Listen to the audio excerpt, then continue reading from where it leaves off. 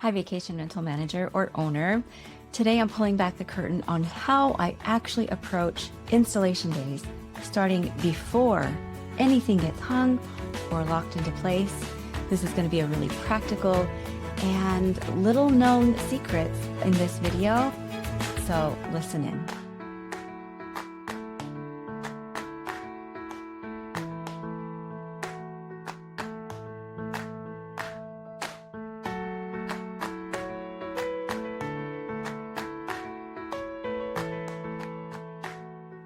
Hi, vacation rental owner. Welcome to Step Up Your STR, a podcast all about specialized decorating for your vacation rental so that it can make max revenue. I'm Cara, and I've designed dozens of STRs, all of which charge in the top 10% of their area competitors and make up to 153% more after working with me. Today's episode is part 2 in my installation day mini-series. If you listened to part 1, you know that we talked about all the tools that I bring to every installation. And a lot of them are not very obvious things, but they do make installation days really smooth and fast. Today we're moving beyond tools because here's the truth. You can buy all the right furniture and spend a lot of money on it and still end up with a space that feels awkward, unpolished, or underwhelming. And that's because technique matters just as much as what you buy. In fact, I'd argue that technique with how you place items and how you approach it matters more because guests don't experience your budget. They don't know how much you spent on a sofa, but they do experience flow and comfort or lack of comfort, and they experience whether the space makes sense as they use it. So today I'm pulling back the curtain on how I actually approach install day, starting before anything gets hung, carpets get laid, furniture gets placed, and then moving into those layout techniques that instantly make a space feel professionally designed.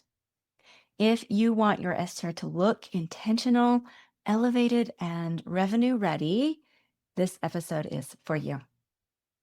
All right, let's talk about why technique matters for STR revenue. I mean, can't you just place the furniture in?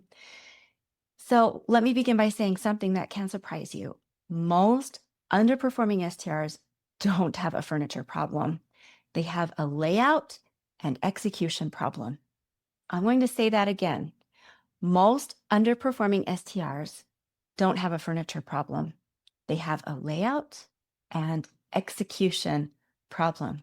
In fact, there are a lot of STRs that I look at and, I do a consultation on them. I go in and design them, and we actually use almost all the same furniture the owner already has. We just use it to its best advantage. Layout and execution. I have seen a lot of places where expensive furniture is placed poorly, and that makes an otherwise beautiful room have an awkward flow, and it's just ruined. I've also seen, on the other hand, modest budgets outperform luxury ones simply because the furniture was placed correctly. So technique affects how a guest moves through the space, whether that room feels calm or chaotic. Let's talk about pre-install techniques that will save you hours of time. These are the things I do first every single time. The very first thing I do is tape a page on the door jamb of every room. And that page has a rendering of what goes in the room, where it goes, and instructions that I've written for putting those particular items in place. One thing I include on this page is how hard installation of that particular item is, like a rating of 4 out of 5 if you're trying to put together a dining table or dining chairs. That's typically more difficult than, unboxing and placing a nightstand that comes pre-assembled, which I would give a rating of 1. The next thing is to make sure staging is done in each room. What I mean by staging is that what belongs in that room is in that room. The furniture that's going to go in there is in there. Art is leaned up against the wall where it will probably be hung, but not hung yet. Rugs are loosely placed where they'll probably go, and accessories are grouped in there temporarily. And don't commit too early because the fastest way to waste time is to hang art or put a big heavy piece of furniture before you see the whole picture. So staging first lets you see proportion issues immediately and adjust balance across the room. If they have some big heavy pieces on this side, you want a couple of big heavy pieces on this side so you have balance. And you can really catch those mistakes before any holes are drilled if you go ahead and do some staging. So, for example, art typically needs to be hung in relation to whatever is underneath of it. So you have to place those items on the floor first. You need those at least loosely in place.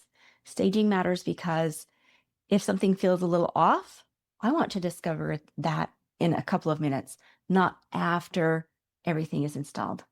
This one rule alone can save hours on installation day.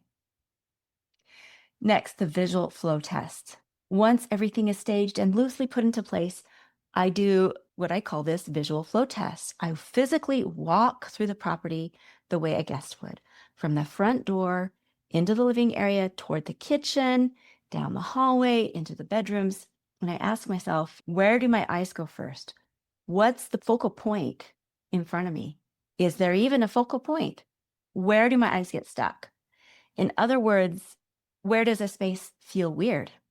Where does the space feel heavy or empty?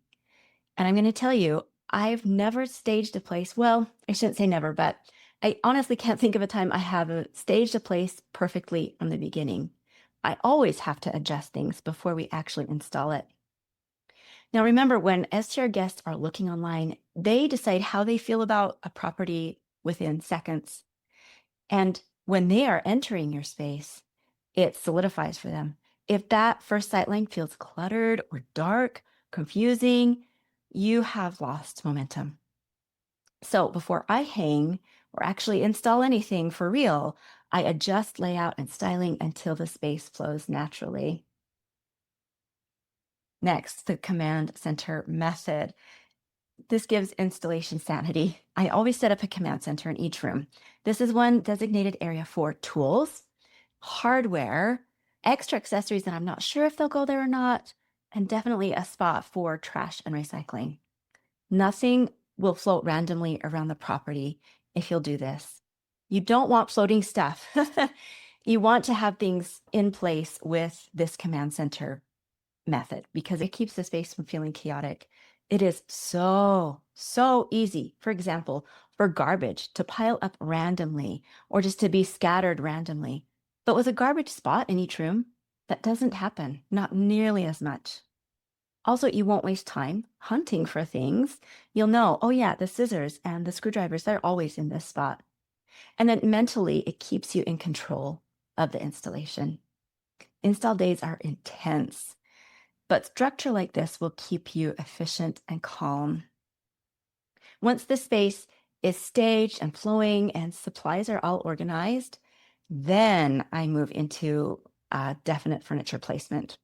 Next, think about guest usability. This is kind of my final layout check, the layout of the room. I do physically go in and use the space.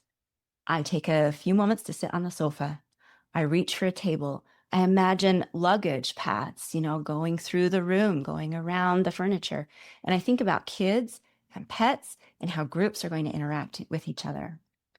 And I ask myself questions like, is there space? Is there room enough to walk around without bumping into furniture?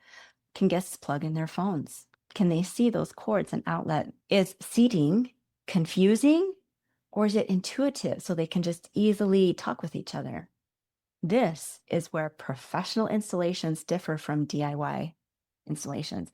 Design is not about how an item looks in a vacuum. It's about how everything functions for real humans. All right, so today we've covered how I prep a space before anything is installed, how staging works and saves time and frustration, how visual flow affects guest perception, and the layout techniques that make rooms feel intentional and comfortable. I hope that this has been useful. I do try to make every podcast practical, not just be some theoretical stuff. And as mentioned, this is part 2 of our 3-part installation day series. I'll link part 1 and part 3 in the description as they are available. And I will also link a free printable of my favorite install day tools, plus where to buy them. So you can find all of that in the description. Next, in the third podcast on installation days, we're going to go room by room, and I'll share some specifics of art placement, kitchen and bathroom styling, bedding and textiles, lighting, and my speed techniques for finishing strong. These are my favorite part of install days, so I do look forward to that podcast. If you want your STR to look elevated and perform better, you don't want to miss it. Thanks for tuning in today, and I look forward to talking again next time.